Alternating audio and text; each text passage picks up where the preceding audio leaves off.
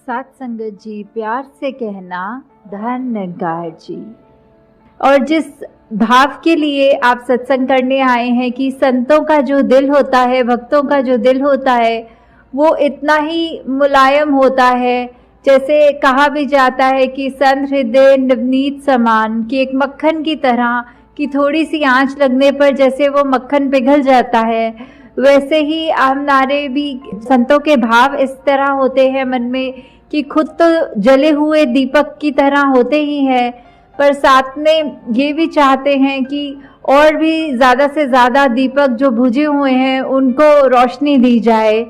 जिस तरह पुराने भी संतों ने यही जिज्ञासा डालने के लिए और यही बताया है कि जो एक शरीर है, जो मानुष का देह है, वो सबसे ऊंचा माना इसीलिए जा रहा है बाकी योनियों से, क्योंकि इसी शरीर में रहकर हम इस निरंकार की प्राप्ति कर सकते हैं। क्योंकि जैसे बाकी योनियों में तो निद्रा, भोजन, भोग, भय ये सब होता है, तो ऐसा क्या अलग है इस मानव शरीर में? वो यही बात है कि हम इसी शरीर में रहते हुए अपना लोक भी सुखी कर सकते हैं और परलोक भी सुहेला कर सकते हैं। और इसमें ही जिस तरह हम बचपन से भी सुनते आए हैं कि इसी के कंटेक्स्ट में कहा जाता है कि हीरे जैसा ये जो हमारा ज़िंदगी मिला है, उसकी कीमत जो है एक हीरे जैसी, उसको हम कौड़ी के मोल पे उसको व्यर्थ गवा देते हैं। अगर अपने असली आत्मा को, इस परमात्मा का जो अंश ही है, उसकी जानकारी ना दे पाए, उसके साथ मिला ना पाए, तो फिर ये पूरा जीवन व्यर्थ ही है। जैसे उदाहरण के तौर पे एक राजा की कहानी जो बचपन में सुनी थी कि उसने अपनी प्रजा में सभी को एक चांदी का सिक्का दिया और बोला कि इससे आप सबको ऐसा कुछ करना है कि इसकी संभाल हो जाए, क्योंकि ये बहुत ही कीमती है। और करते करते उसने अगले महीने जब सबसे फिर पूछा कि आपने कैसा किया कि ये जो इतनी कीमती चीज़ दी गई है ये बढ़े, तो किसी ने बोला कि हमने इसको व्यापार में लगा के और बढ़ा दी है और इससे इस एक सिक्के की कीमत अब बहुत ज़्यादा सिक्कों में आके मिल गई है। किसी ने कोई कहानी बताई अपनी, किसी ने कुछ, और एक व्यक्ति कहता कि मैंने तो जो आपने सिक्का दिया था उसको ज़मीन में गाड़ दिया है, अब वो कहीं जाएगा नहीं, वो एक ही स्थान पर टिक गया है, इस तरह मैंने उस सिक्के की संभाल कर ली है। तो राजा उसको समझाता है कि ये सिक्का इतना अनमोल है कि इसकी कीमत मिट्टी में गाड़ने के लिए नहीं है, पर इससे इजाफा और करने के लिए है। इसको इस तरह काम पे लगाओ और ना कि इतनी कीमती चीज़ का मोल इतना घटा दो। तो इसी कहानी के उदाहरण से जब हम ये सीख प्राप्त कर रहे हैं कि हम भी इस ज्ञान को प्राप्त तो कर चुके हैं, पर क्या हम उसका सही मूल अपनी ज़िंदगी में बिठा पा रहे हैं? क्या हम एक उस लाइट हाउस की तरह खुद जले हुए हैं जो औरों को दृश्य क्लियर करे या फिर रास्ता दिखाए, या उस तरह के जो वैल्यूज़ हैं वो हमारे अंदर क्या आ चुके हैं? जैसे संत हमेशा सत्संग में जब आते हैं तो अपना आईना देखने आते हैं कि जिस तरह वैसे तो हम कह देते हैं कि हमारी आँख सब कुछ देख रही है, पर अपना स्वयं का चेहरा हमारी वो आँख नहीं देख सकती। इसलिए हमें एक आईने की ज़रूरत पड़ती है, ताकि अगर उसी आँख में कोई बाल या कोई चीज़ पड़ गई है तो निकालने के लिए आईना ही वो हमको हमारी खामी दिखा सकता है।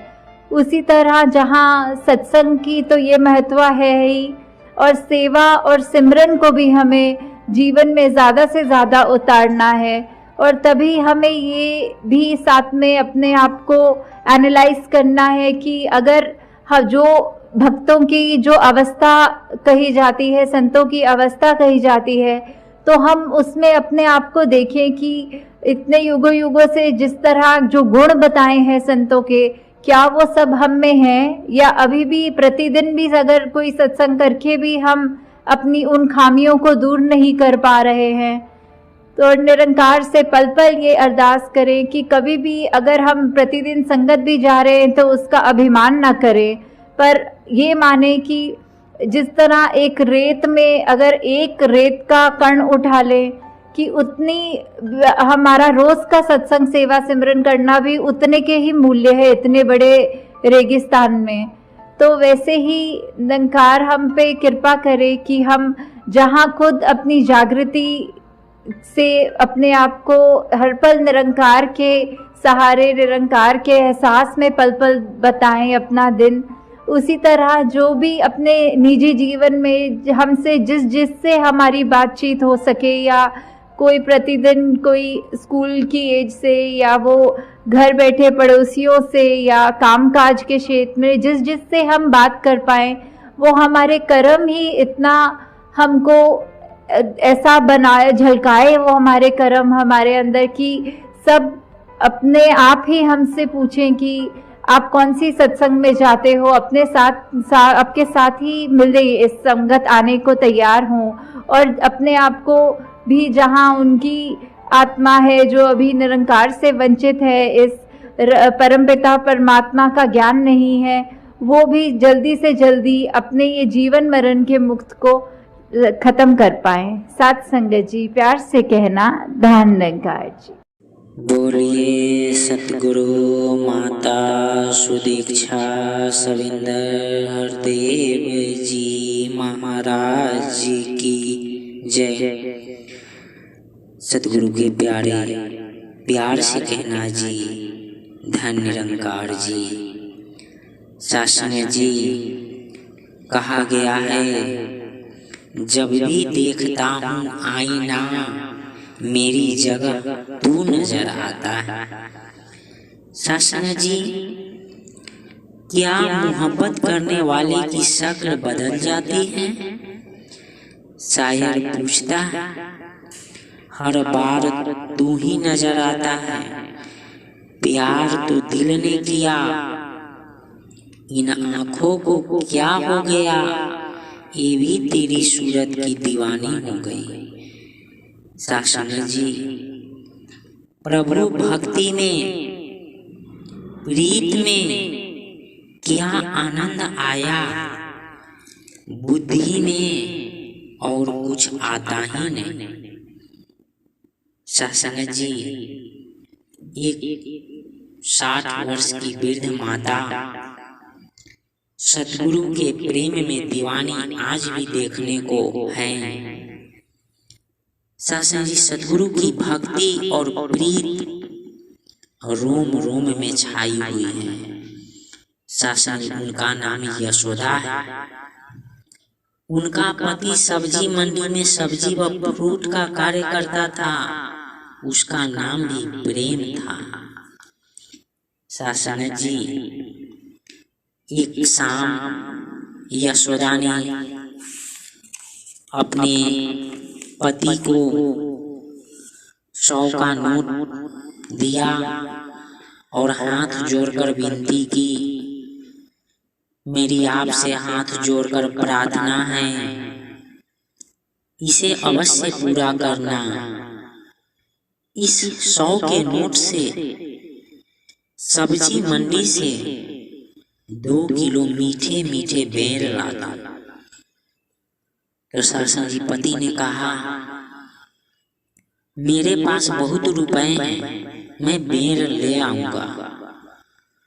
शासन जी यशोदा बोलती है, नहीं, रुपए तो मेरे ही ले जाओ, परंतु बेर सारी मंडी में जो सबसे बढ़िया और मीठा हो लेकर आओ। शासन जी उसने पूछा, तू बेरों को क्या करेगी? तो शासन जी यशोदा ने उत्तर दिया, मैं सतगुरु बाबा हरदेव सिंह जी को राजस्थान चूरू समागम में जाकर भेंट करूंगी।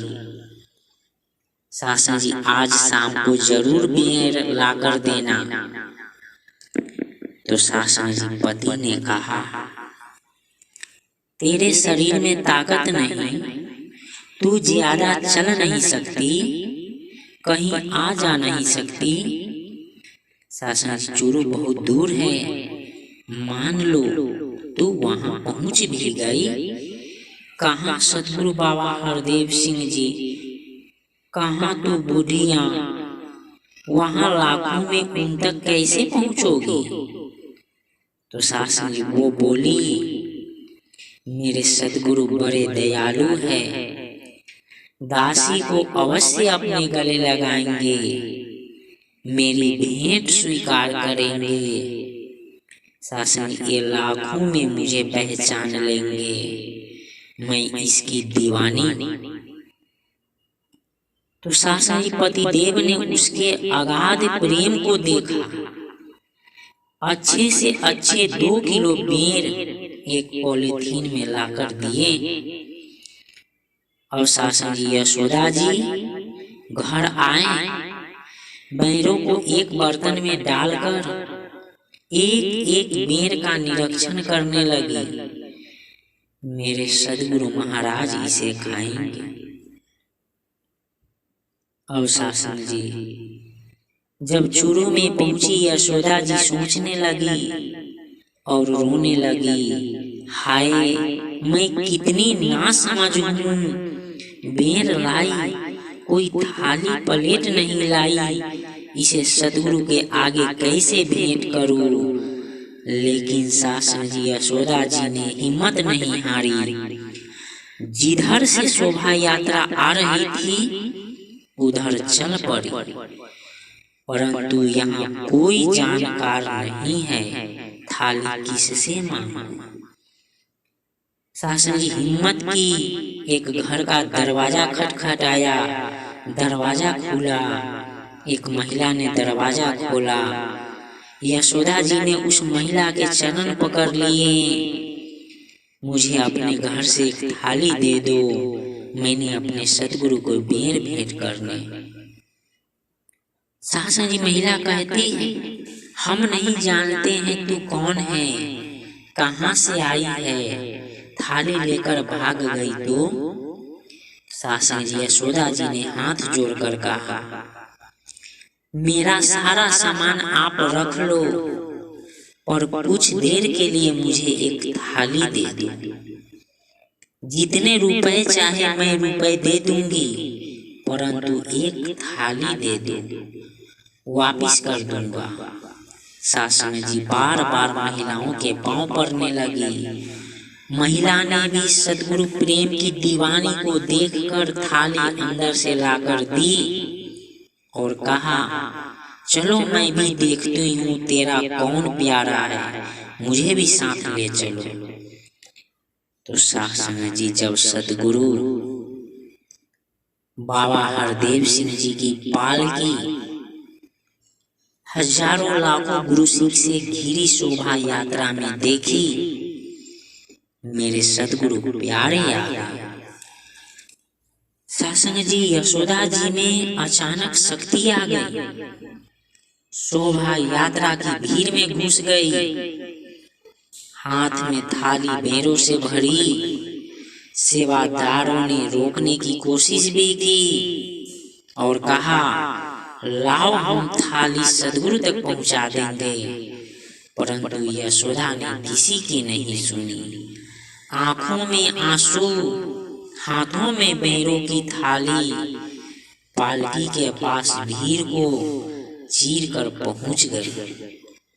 शासन जी रो रो कर कह रही है, बाबा जी बेर परवान करो, पर थाली मुझे वापिस दे दो, थाली मेरी नहीं, दूर खड़ी बहन की है, मांग कर लाई। शासन जी आप बेर खाओ बाबा जी। यशोदा जी के आंसू व प्रेम को देख रहे हैं।